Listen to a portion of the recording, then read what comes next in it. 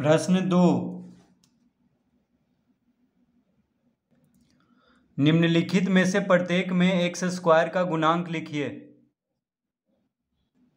प्रश्न 2 का पहला, 2 plus x square plus x, तो एक्स स्क्वायर का गुणांक लिखना है। तो इसमें देखिए, इसको हम इस तरह लिख सकते हैं, 2 प्लस एक एक्स स्क्वायर प्लस एक्स, इस तरह हम इसको लिख सकते हैं। तो एक एक्स स्क्वायर लिखें चाहे एक्स स्क्वायर लिखें, एक ही बात है। एक गुना एक्स स्क्वायर लिखें चाहे सिर्फ एक्स स्क्वायर लिखें, कोई फर्क नहीं पड़ रहा है। ठीक है, एक को रहने दें या यहाँ से हटा दें। ठीक है, तो एक्स स्क्वायर का गुणांक क्या हो गया, एक हो गया यहाँ पे। तो हम लिखेंगे, तो इसको हम लिख सकते हैं 2 एक्स का घात 0 plus 1 x square plus 1 x, इस तरह हम इसको लिख सकते हैं। देखिए सिर्फ 2 है यहाँ पे, तो 2 गुना एक्स का घात 0 लिख सकते हैं इसको, क्योंकि एक्स का घात 0 क्या हो जाएगा, 1। यानी किसी भी संख्या पे अगर 0 घात हो तो उसको 1 लिखते हैं। तो x का घात 0 क्या हो गया, 1 हो गया, तो 2 गुना 1 2 हो जाएगा। तो 2 को हम इस तरह लिख सकते हैं, और एक्स स्क्वायर को हम लिख सकते हैं 1 एक्स स्क्वायर, क्योंकि 1 गुना एक्स स्क्वायर लिखें चाहे सिर्फ एक्स स्क्वायर लिखें, एक ही बात है। उसी तरह x को हम लिख सकते हैं 1 एक्स। तो यहाँ पे एक्स स्क्वायर का गुणांक क्या हो गया, 1 हो गया। एक्स स्क्वायर का गुणांक पूछ रहा है, तो एक्स स्क्वायर का गुणांक क्या है, जब कुछ नहीं आगे तो 1 है, तो लिख लेंगे, अतः एक्स स्क्वायर का गुणांक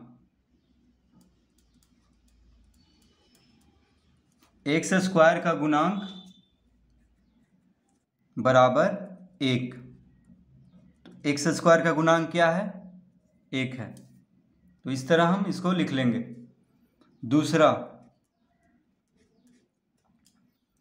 दूसरा में है 2 minus x square plus x का घात 3। तो प्रश्न क्या है, 2 minus x square plus x का घात 3। तो इसको हम लिख सकते हैं 2 एक्स का घात 0 minus 1 x square plus 1 x का घात 3। तो 2 के साथ सिर्फ 2 है अचर पद में, तो 2 गुना एक्स का घात 0 लिख सकते हैं, क्योंकि एक्स का घात 0 क्या हो जाएगा, 1। तो 2 गुना 1 2 हो जाएगा।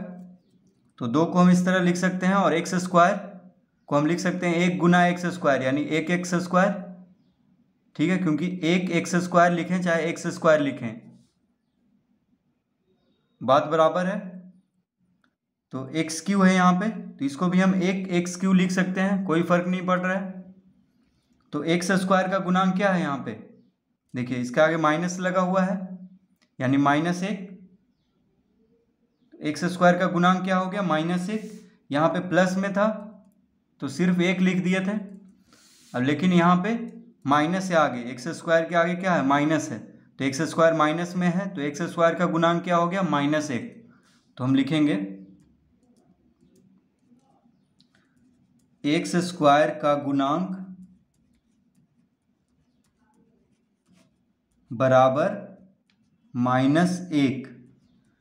एक्स स्क्वायर का गुणांक क्या हो गया, -1। यहाँ पे क्या होगा, -1।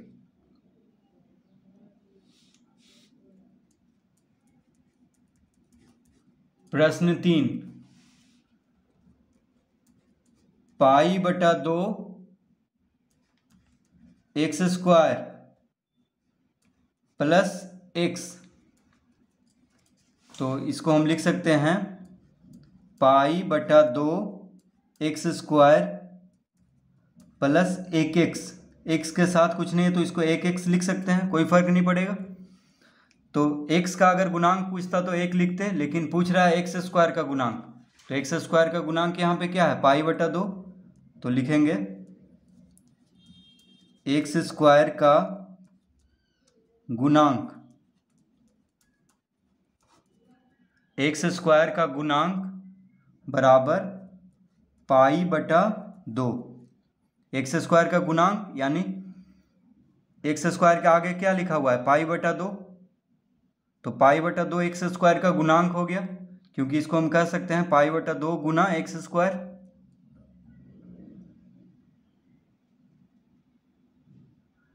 तो इसका उत्तर हो गया π/2।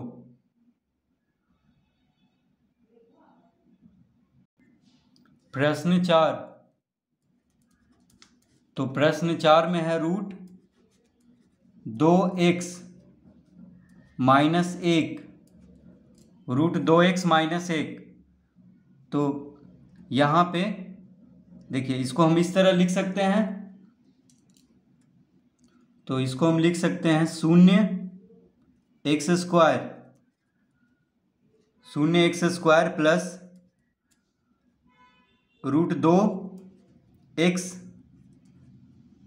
1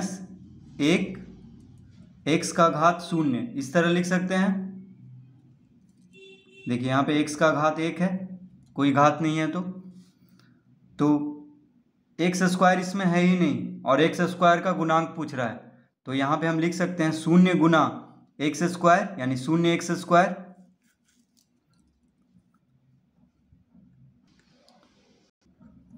ठीक है, तो 0 गुना एक्स स्क्वायर 0 हो जाएगा, क्योंकि 0 से किसी को गुना करेंगे तो क्या होगा, 0 होगा। तो यहाँ पे एक्स स्क्वायर नहीं है और एक्स स्क्वायर का गुणांक पूछ रहा है, तो इसको हम इस तरह लिख सकते हैं 0x स्क्वायर प्लस √2x। अब देखिए x का घात कुछ नहीं है तो 1 दे देंगे। ठीक है, x का घात 1 लिखें या ना लिखें कोई फर्क नहीं पड़ रहा है, तो हम यहाँ पे लिख दिए हैं √2x का घात 1। इसको हम लिख सकते हैं -1, अब -1 x का घात 0 लिख सकते हैं इसको, क्योंकि x का घात 0 क्या हो जाएगा, 1, तो 1 गुना 1 ही रहेगा। इस तरह हम इसको लिख सकते हैं। तो यहाँ पे एक्स स्क्वायर का गुणांक क्या है, जब एक्स स्क्वायर इसमें नहीं है तो समझ लेना है कि एक्स स्क्वायर का गुणांक क्या है, 0 है। ठीक है, क्योंकि इसमें देखिए एक्स स्क्वायर नहीं है और एक्स स्क्वायर का गुणांक पूछ रहा है, तो उसको 0 लिख देंगे। तो लिखेंगे एक्स स्क्वायर का गुणांक, एक्स स्क्वायर का गुणांक बराबर क्या हो गया यहाँ पे, 0। तो इसका उत्तर आएगा 0।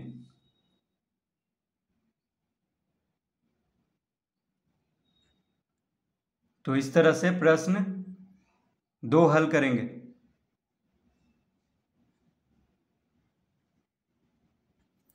प्रश्न 3, 35 घात के द्विपद का और 100 घात के एक पदी का एक एक उदाहरण दीजिए। तो प्रश्न 3 में क्या पूछ रहा है, 35 घात के द्विपद। तो लिखेंगे यहाँ पे 35 घात के द्विपद, 35 घात का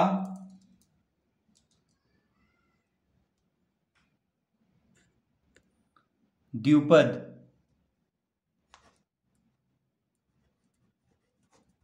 तो 35 घात का द्विपद क्या हो जाएगा, 35 घात का द्विपद है, तो देखिए, तो लिख देंगे यहाँ पे 3x का घात 35, 3x का घात 35 -4, इस तरह लिख देंगे।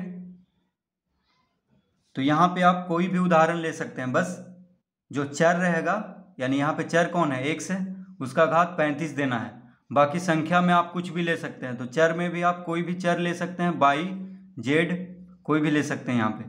ठीक है, तो कोई भी उदाहरण यहाँ पे ले लीजिएगा, बस चर में चर का घात 35 होना चाहिए। कोई भी चर का घात क्या होना चाहिए, 35।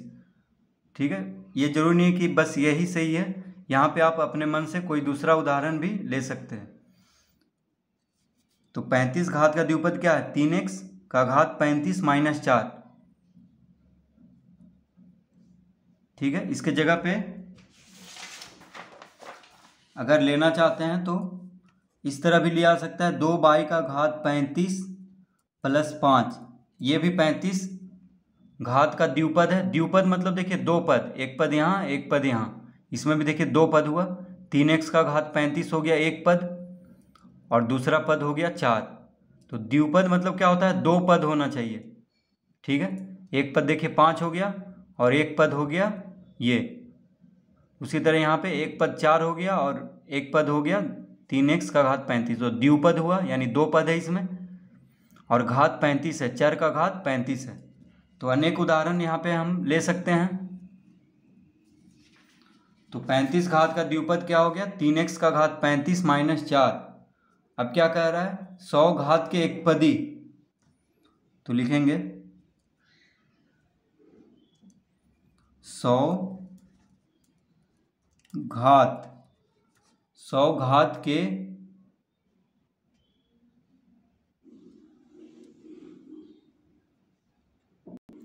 100 घात का एक पदी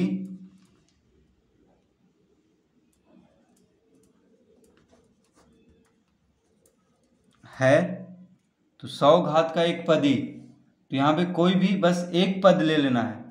तो मान लेते हैं, देखिए हम ले लेते हैं √2 y का घात 100। तो यहाँ पे बस एक पद होना चाहिए, जैसे एक पद है इसमें देखिए दो पद था, बीच में घटाओ या प्लस आ जाए तो क्या हो जाता है, उस दो पद हो जाता है। इसमें दो पद है क्योंकि बीच में घटाओ या जोड़ का चिन्ह आने पे क्या हो जाता है, दो पद। इसमें देखिए कोई घटाओ या प्लस का चिन्ह नहीं, बस एक पद है। तो यहाँ पे भी हम अपने मन से भी इसका दूसरा उदाहरण यानी अन्य उदाहरण भी दे सकते हैं, जैसे 5x का घात 100।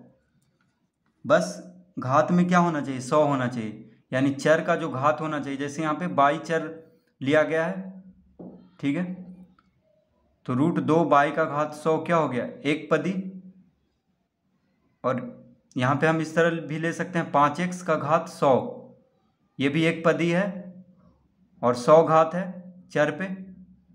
ठीक है, तो यहाँ पे अनेक उदाहरण हम ले सकते हैं, या ठीक है ये भी सही होगा और ये भी सही होगा, तो कोई भी आप यहाँ पे लिख सकते हैं। तो इस तरह से हम इसका उदाहरण देंगे।